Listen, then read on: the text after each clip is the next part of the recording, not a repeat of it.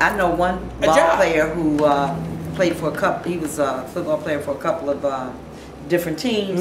He had a knee injury. His career is over. Yeah, over. So he's got some, you know, those stores that they sell the gear, you know, for the guys, you know.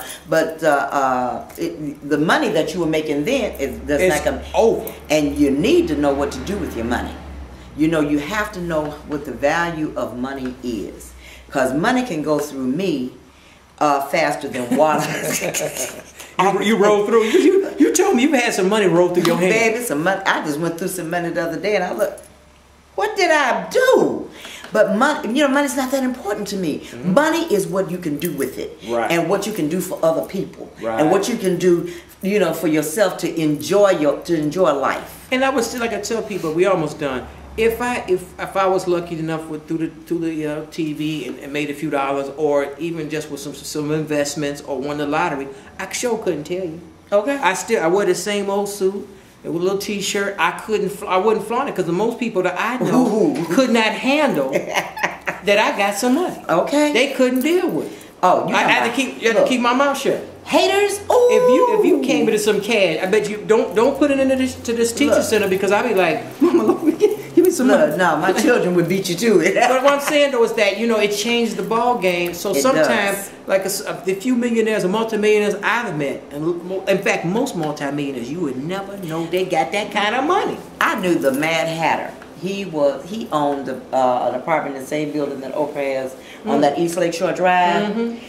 He came. I was working at the Museum of Surgical Science, and which is down the street, right on Lakeshore Drive, right on beautiful, right on Lakeshore Drive. Yeah. He had an exhibit that he wanted to donate to the church. I mean, to the Museum of Egyptian artifacts, but we couldn't accept it because our insurance wasn't adequate. Right. But when he came, his chauffeur was dressed better than he was. He was tacky and raggedy, had dandruff all over his clothes. I started not to let him in. I thought he was a banker. Yeah. But if you notice, even before, well, years ago, I can't say how they look now because I'm no longer in the public. Right. But people who were the head of corporations, people who had money of substance, they were not ostentatious. No. They drove Fords, they drove Chevy, and they ate macaroni and cheese for dinner. We're the ones that had the 8-course dinner every night. Right. Had to have the Cadillac, had to have the stinking Lincoln, you know, because we didn't know what to do with the money, because we had been deprived of it for so long. Right. So now we've got to learn how to handle what we have and be grateful for what we have. Learn how to do something with your money that is not only going to bring pleasure to you, but be a philanthropist. Give back to the neighborhood that you came from. Give to something that is on the up and up, because they got a lot of stuff that you know that want your money that's not. You gotta be careful. You gotta be careful. But that's one good thing about this recession. It's gonna humble a lot of people. Ooh, yes. There's gonna people that they gonna call on Jesus. Folks, they never called on Jesus. Gonna call on Jesus. Okay. People that wouldn't even come to an esoteric teaching center like this one, they coming. Because this is changing the paradigm. When I was in the Moore Science Temple, and I was, my spiritual mother told me, she said, it's going to come a time that, you know, you're going to run. People are going to run into the churches and run into the temples and run. Right. She said, and they are going to be happy to have a neck bone. Yeah. And that's been 35 years ago. But what is happening, because and there'll be some people gonna make some money, but a lot of folks gonna get knocked down a couple of pegs. This is the what's real deal. What's at the top is coming to the bottom. This recession, but what's at the bottom is coming to the top. This is the real deal. I'm happy as a sissy and a CC camp because I've been there. Right. So this ain't nothing new to me. I can deal with it. And it's a good time where you can reconnect with yourself, with your family. And you know, like I said, when you ain't got no money, now maybe you realize what life is all about.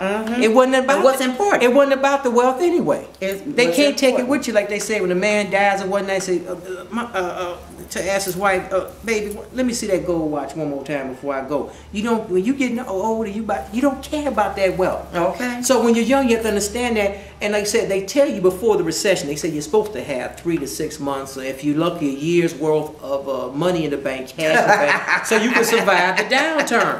Because for most people here, the downturn ain't gonna last for about 6 months to maybe 2 years at the most, depending on what you do.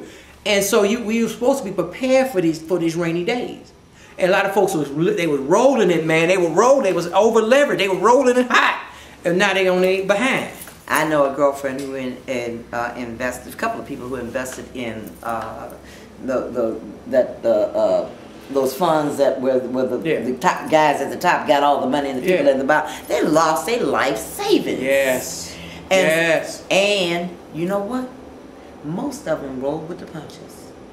We do not kill ourselves because of stuff like that. You know what I'm saying? We have resiliency that a lot of other people don't have.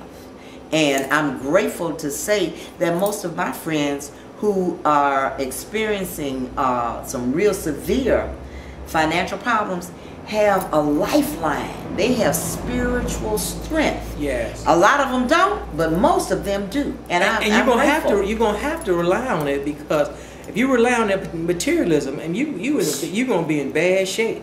Because they're going to have to take your price to 300. It's all right. If they come get the Escalade, it's all right. They did. If you lose, they come out, we got to keep everybody in their home for this recession. Everybody going to be losing. A lot of people going to lose their home. Some people need to lose their home. Okay. They need to go. Because they shouldn't have been there in the first place. They couldn't afford it in the first place. It may be the best thing for them because they had that pressure on them of making that mortgage. Yes. Oh God, I got to make this mortgage. Right.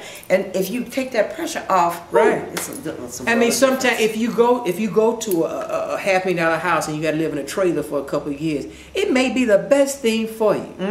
You may come out of the recession saying, you know what? I was so scared of a recession, and now it's 2013, 2014. Like, that was pretty good. You know, what does that saying say? That what I greatly feared has come upon me. Yeah. Once you face it, it's over. It's a wrap. You face the fear, do it anyway. You can live through anything because you are a resilient spiritual being. You are an eternal thought in the mind of God. No matter what goes on in the material world, don't let that bother you. He shall give his angels charge over you to keep you in all of your ways. And your God shall supply your every need according to his riches and glory. Teach! All right. We're going to invite people to the Esoteric Teaching Center. Please come and join with us, fellowship with us on Sundays at 12:30 here at the Temple of Divine Love Esoteric Teaching Center, 3074 East 79th Street at 12:30. We are one spiritual family, and we will welcome you in love, and I guarantee you feel at home. All right. You gonna teach some more? No. Okay, we done? Okay, we're gonna go back to the house. Okay. All right, bye-bye. Peace.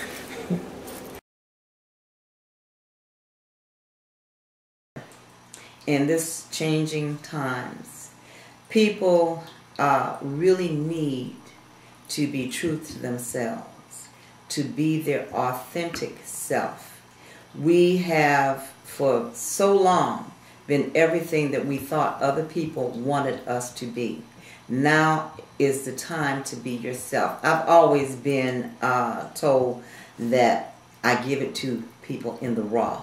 This is what time it is. Be sincere.